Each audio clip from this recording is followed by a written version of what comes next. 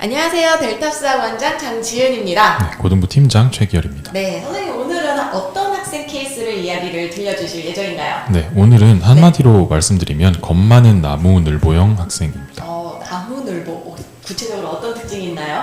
학습 의지가 대단히 투철하진 않았고요. 네. 좀 태평한 성격이라서 욕심이 없는 편이었습니다. 그래서 이렇게 좀 나무늘보 같다고 제가 몇 번 별명으로 불렀거든요. 네, 그렇다고 공부를 안 하고 싶다는 아닌 거죠? 점수를 안 받고 싶다는 아닌 거죠? 네, 공부를 잘해야 한다는 생각도 있고요. 당연히 뭐 이렇게 반항심이 있다거나 엇나가거나 한 건 아니고요. 학생이 잘 따라오는데 본인이 막 엄청 욕심이 넘치는 학생은 아니었습니다. 또 다른 특징이 있을까요? 순간 집중력이나 순발력이 좀 부족해서 네. 속도가 좀 떨어지는 면이 있었고요. 그리고 시험에 대해서 좀 두려워하는 면도 많았던 것 같습니다. 네. 저는 이 아이가 좀 인상적인 게 저랑 상담을 정말 많이 했거든요. 약간 좀 의욕이 없다 보니까 동기부여하고 또 두려움도 그렇고. 근데 항상 일찍 왔었잖아요. 그쵸? 네, 맞습니다. 너무 성실하고 착했는데 네. 좀 소심해서 그리고 겁이 많아서 시험 환경에서 좀 많이 긴장하고 얼어붙었던 것 같아요. 네. 그러면 이 아이 일단 결과 점수가 원래 몇 점 정도였나요? 1학기에 25점을 받았는데요. 네. 22점 정도가 올라서 다음 시험에서는 47.7점까지 올랐습니다. 네네. 그래서 꽤 올랐네요. 네. 이 아이 문제점 구체적으로 좀 얘기해 주시겠어요? 우선 방금 말씀드린 것처럼 평가받는 상황에서 두려움을 되게 많이 느끼는 학생이었고요. 네. 그래서 아주 작은 쪽지 시험 같은 경우에도 되게 많이 긴장하는 스타일이었습니다. 네네. 또 다른 문제점은요? 순간 집중력이나 연산하는 속도가 좀 떨어지는 순발력이 부족한 학생이었어요. 그래서 문제 푸는데 시간이 되게 오래 걸리는 학생이었습니다. 이것도 공감 요소가 좀 많을 것 같아요. 시험만 보면 잘 못 푸는 아이던가 아니면 좀 연산 속도가 느리다라고 생각하시는 학부모님들은 좀 주의 깊게 보시면 좋을 것 같습니다. 네. 그러면 이 아이에 대한 솔루션 어떤 솔루션을 내려주셨나요? 우선 첫 번째로 네. 그 시험에 대한 압박감 그리고 시험 환경이 주는 긴장감에 제일 취약한 학생이었어서 네. 요 시험 환경에 점진적으로 좀 적응시키는 훈련을 아주 많이 공들여서 했습니다. 네. 지금 이게 슬쩍 봤는데 7단계나 있더라고요. 네. 일단 1단계 뭔가요? 처음에는 그냥 선생님이 문제를 풀어주고 간 걸 혼자서 다시 풀어보는 것만 미션으로 줬습니다. 두 번째 단계에서는 좀 쉬운 문제로 구성되어 있는 학습지를 주고 풀 수 있는 것 한번 풀어볼래? 라고만 했습니다. 이것도 되게 가벼운데요? 네. 네. 3단계는요? 그리고 이후에는 똑같이 쉬운 문제로만 구성되어 있는 학습지를 주되 이번엔 약간의 프레셔를 주는 거죠. 최대한 많이 맞춰보자 라고 이야기하고 갔습니다. 최대한. 네. 이거 시간 제한 없는 거죠? 네, 맞습니다. 4단계는요? 풀 줄 아는 문제로만 구성이 되어 있다는 걸 제가 확인을 한 상태에서 그런 학습지를 가지고 다 맞춰보자라고 하는 거죠.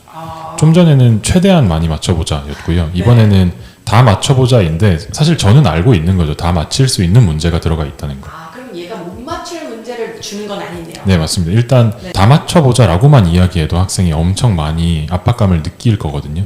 이런 소심한 학생들은 선생님이 최대한 많이 맞춰보자라고만 해도 압박감을 느끼고 제일 첫 단계에서 아까 가볍다고 말씀하셨지만 선생님이 설명하고 가신 문제를 내가 바로 풀었는데 못 풀면 어떡하지? 라는 정도의 두려움도 있거든요. 그래서 다 맞춰보자라고 얘기하면 학생이 이미 긴장은 할 텐데 풀 수 있는 문제라는 걸 제가 이미 다 확인하고 학습지를 구성해 놨기 때문에 학생이 좀 더 긍정적인 성취감을 맛볼 수 있도록 설계를 했습니다. 이것도 시간 제한이 없는 거죠? 네, 시간 제한 없이 했습니다. 네. 그럼 5번째 단계는요? 이 다음에 바로 시간 제한이 들어가는데요. 네. 아주 긴 충분히 넉넉한 시간 제한을 줘서 학생이 시간 안에 풀어야 돼 라는 느낌은 받지만 실제로 그 안에 당연히 풀 수 있는 정도의 시간 제한을 주는 겁니다.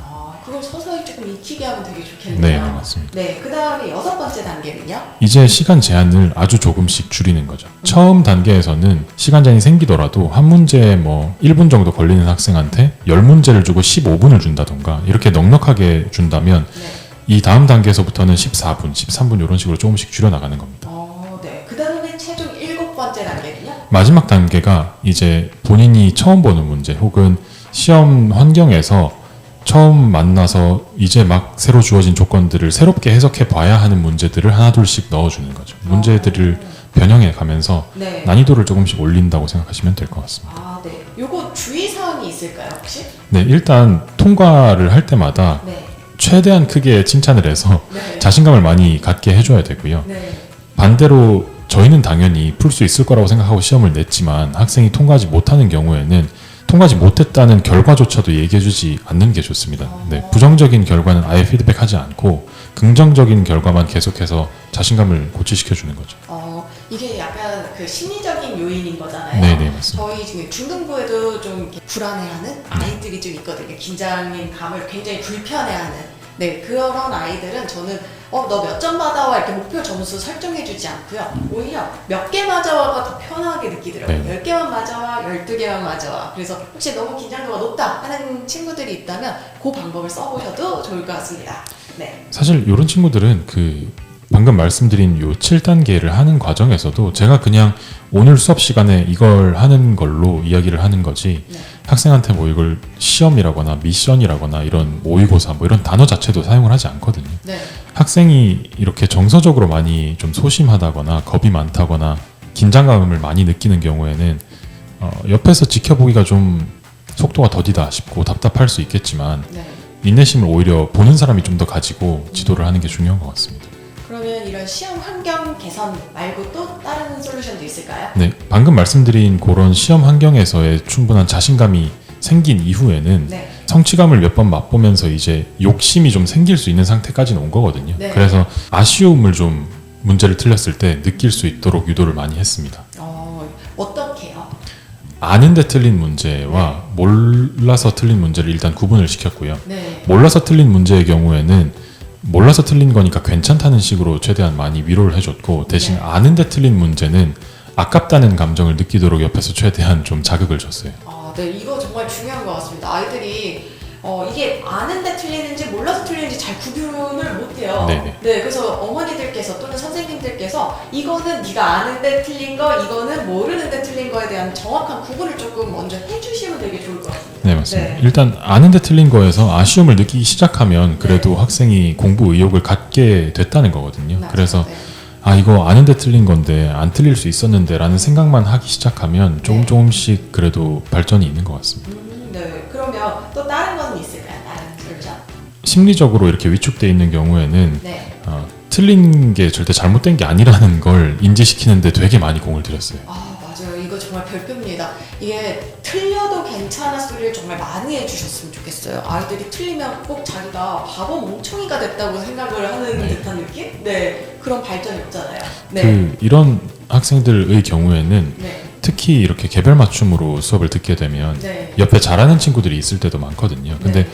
되게 잘하는 걸로 알고 있는 친구인데도 선생님한테 이해가 안 된다는 듯이 질문하는 것도 되게 많고 네. 시험에서 틀리는 문제가 많아서 가끔 지적을 당하기도 하는 걸 보면서 수학에서 모르는 문제가 있는 건 당연한 거구나라는 걸 무의식적으로 좀 받아들이게 해주는 것도 좋은 것 같습니다. 네. 이거는 이거랑 조금 상관없는 얘기인 것 같기도 한데 제가 문득 궁금한 게 지금 아까 7단계도 얘기해 주시고 아이에 맞춰서 막 학습지 만들어 주시잖아요. 네. 근데 이게 이 아이만을 위한 건가요? 아니면 반 전체에 좀 이렇게 공용되는 시험지를 만들어 주시나요? 이 아이한테만 맞춰져 있는 거고요. 이 아이한테 하는 이 7단계를 아마 네. 공부를 잘하는 학생들한테 하면 공부를 잘하는 학생들이 도망갈 가능성이 좀 있죠. 그렇죠. 그러면 아이마다 그렇게 하나씩 다 맞추면 잠은 주무시는 거죠, 선생님? 네, 챙겨서 자고 있습니다. 네. 알겠습니다. 이거 문득 궁금해졌어요. 그러면 이 아이 결과 한번 다시 한번 얘기해 주시겠어요? 네, 1학기 기말고사에서 25점이었는데요. 네. 2학기 첫 번째 시험에서는 22점 정도 올라서 거의 2배에 가까운 47.7점까지는 올랐습니다. 네. 저희가 이 컨텐츠를 만들기 시작을 한 게 사실은 하위권 아이들을 어떻게 올리는지에 대한 보여드리기 위한 거기 때문에 점수가 높진 않아도 조금씩 계속 올라가고 있음을 말씀드립니다. 네, 그러면 오늘은 여기까지 하고요. 네, 또 다음 케이스 또 기대해 주시면 좋겠습니다. 네, 감사합니다. 감사합니다.